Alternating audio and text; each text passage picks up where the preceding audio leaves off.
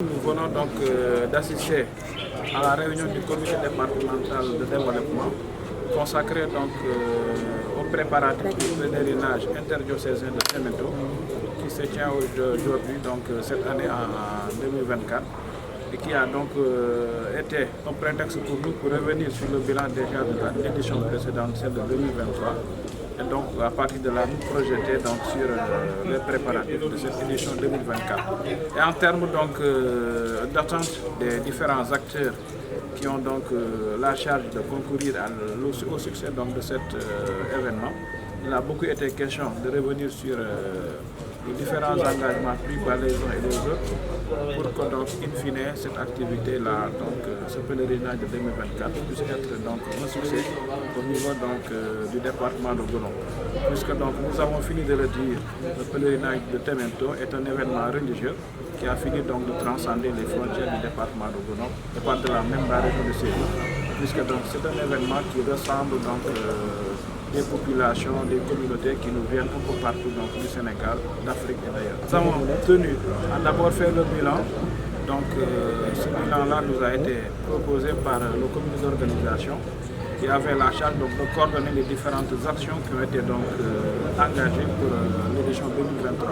Et à partir de ce bilan-là, ça nous a permis donc de voir en termes de satisfaction ce que donc le comité a pu donc recueillir comme satisfaction aussi, et aussi donc en termes peut-être de quoi dans l'organisation, de faire des recommandations pour corriger ces manquements-là. Et fort heureusement donc lors de leur exposé, ils ont magnifié donc la bonne organisation de l'édition précédente et réclament ici donc que ce dispositif qui a été mis en place pour l'année passée puisse être reconduit et au besoin donc être renforcé pour avoir donc une bonne réussite de l'événement pour l'année 2024.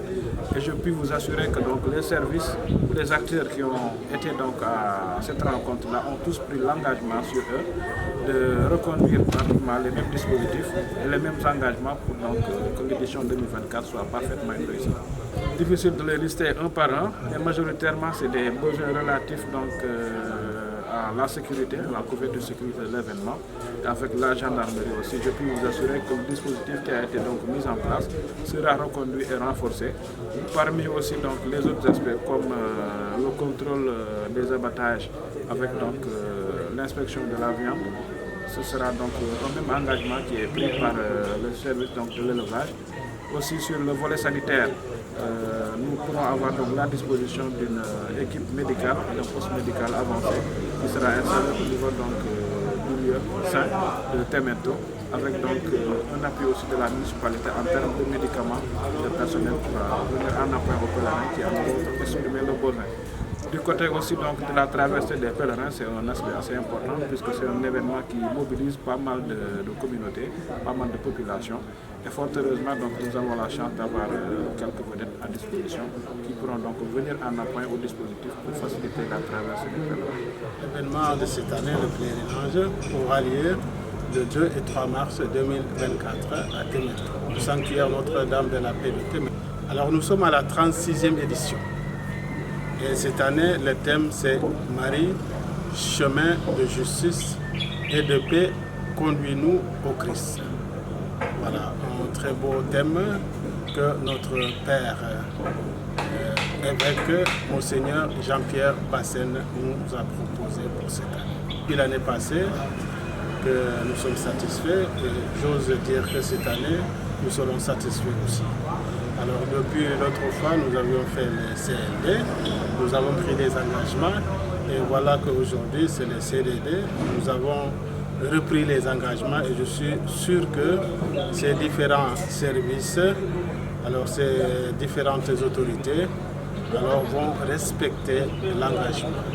Et voilà, je suis déjà satisfait parce que je les connais déjà. Nous avons déjà travaillé pendant 3 ans, 2 ans, donc je sais qu'ils vont bien faire le travail. Donc c'est notre père évêque, son Excellence Monseigneur Jean-Pierre Bassène, qui va présider cette messe.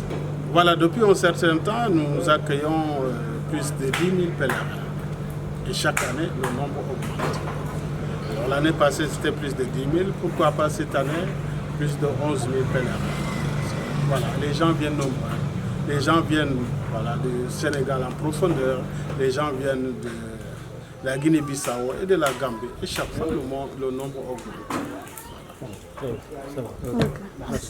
Le message que je dirais aux pèlerins, à tous les Sénégalais, à tous les pèlerins de la sous-région, donc la Gambie, la Guinée-Bissau et le Sénégal, c'est un message de paix. Voilà.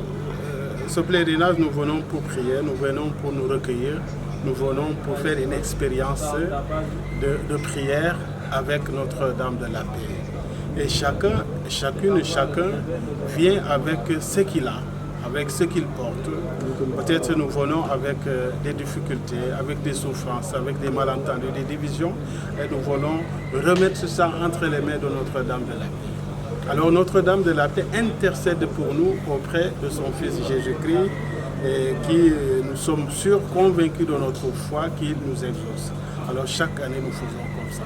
Et nous demandons aux pèlerins de venir avec un cœur ouvert, avec un cœur de prière, avec un cœur disponible, avec un cœur prêt ou prompt à accueillir Jésus dans son cœur, Jésus qui est la vie, la vérité, Jésus qui est la justice, Jésus qui est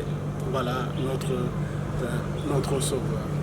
Et chaque fois nous demandons à Marie d'intercéder parce que nous savons que la relation que Marie et Jésus ont ensemble, c'est une maman avec son fils. Nous demandons à Marie d'intercéder pour nous. Nous demandons à Marie de prier pour nous, de parler à son fils Jésus-Christ.